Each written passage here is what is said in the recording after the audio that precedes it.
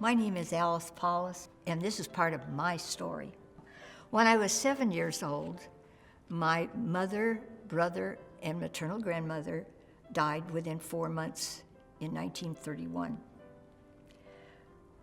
While my mother was pregnant with my second brother, she wasn't able to walk the distance to our church, so a friendly neighbor, Mrs. Wolf, invited us to attend a small Baptist church that was just a few blocks away.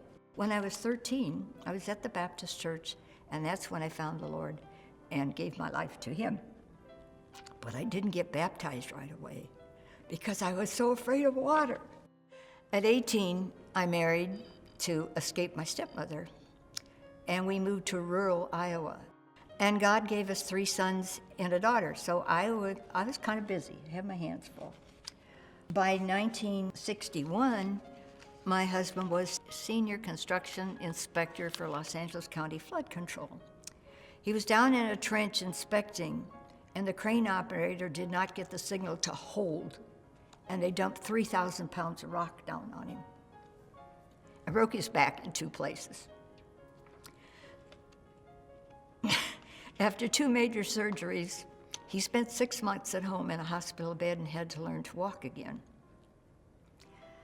never to really be without pain the rest of his life.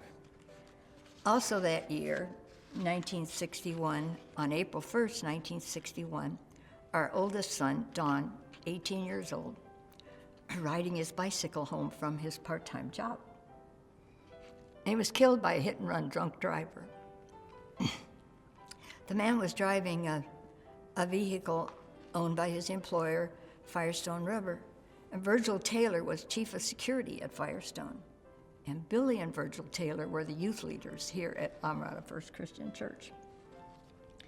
They were very concerned that the children and I needed to be in church. And when Darrell Terry was pastor at the time, and he came to our home many times to convince my husband he needed to let us go. He even offered to have someone come and stay with him, but he didn't accept that. But he did finally say that we could come with restrictions. A short time after we had been coming to church, one Sunday, my husband literally drug us out of the car and forbid us to go. We were really, really upset about this. We were also bringing Grandma Adams with us, and no one in her family would bring her to church. And here, the church was waiting for Linda to come to work with the junior church and to play, but it was a sad time. I remember getting out of the car and walking through the house and crying and talking out loud to God. I kept repeating, the first chance I have, I'm coming back. The first chance I have, I'm coming back. I kept saying that over and over again. Over 20 years later, I kept that promise. For my husband died on a Thursday, and Sunday, September 3rd, 1989, I was finally back in church. And I served him at Eastside for a long time.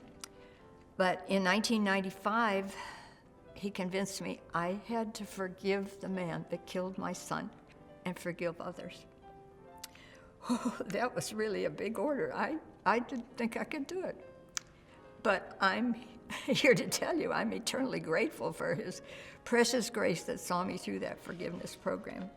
In 2012, when you started the hymns, saying, oh, it was so great to come back and sing the old hymns again and see some people that I really had missed seeing and whatnot. And I felt like God was working, and I told my daughter, I feel like God's telling me I could come back to the La Mirada Church. And here I am. And thanks for welcoming me with open arms. And I tell the Lord, I'm open and willing for whatever He has for the next chapter of my story.